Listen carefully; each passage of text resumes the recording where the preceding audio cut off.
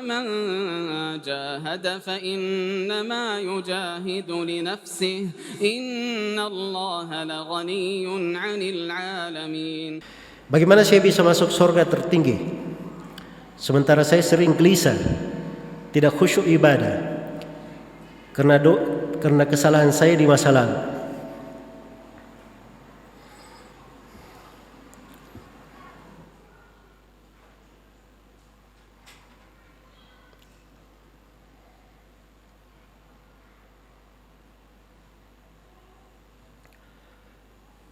Ya, surga tertinggi itu harapan kita semua. Iya. Itu adalah harapan setiap muslim dan muslimah.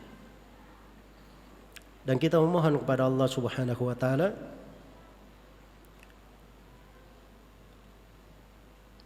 diberi anugerah surga yang tertinggi.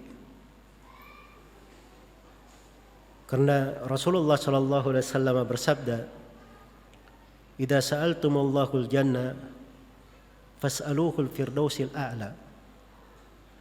Apabila kalian memohon kepada Allah Subhanahu wa taala surga, maka mohonlah surga firdaus yang paling tinggi. Harus ada cita-cita dan harus ada ketinggian semangat. Iya. Cuman surga itu tidak dipahami oleh para sahabat Rasulullah sallallahu alaihi wasallam didapatkan begitu saja tanpa amalan.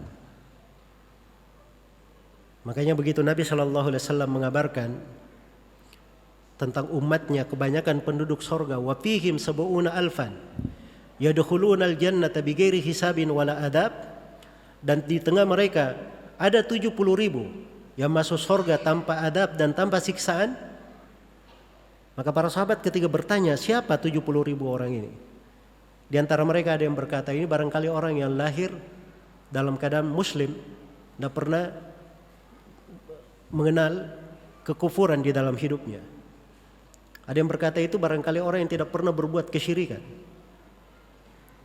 Jadi mereka membaca, memperkirakan sesuai dengan amalannya. Enggak ada yang instan ya. Iya. Seorang sahabat yang mulia, pelayan Nabi sallallahu alaihi wasallam,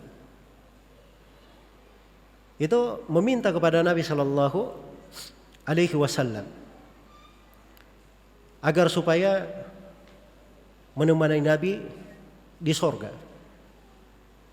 Kata beliau, as'aluka murafaqataka fil jannah. Saya memohon atau saya meminta atau mintalah kepada Allah supaya saya menemani engkau ya Rasulullah di surga. Kata Nabi sallallahu alaihi wasallam, aw ghaira dalik, barangkali kamu minta yang lain saja, itu berat. Saya memintanya. Kata sahabat yang mulia ini, Rabi al-Aslami, Ka'ab ibn Rabi al-Aslami, kata beliau, huwa dak ya Rasulullah, hanya itu yang saya minta. Kata Nabi sallallahu alaihi wasallam, fa'inni ala nafsika bi kathrati sujud. Kalau begitu bantulah saya untuk dirimu sendiri, supaya saya memohon kepada Allah untuk dirimu sendiri dengan cara engkau memperbanyak sujud kepada Allah.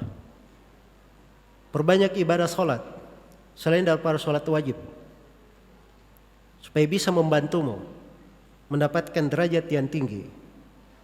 Karena itu derajat yang tinggi itu harus ada amalan-amalan yang disiapkan oleh seorang hamba setelah dia menunaikan kewajiban-kewajibannya, meninggalkan hal yang diharamkan.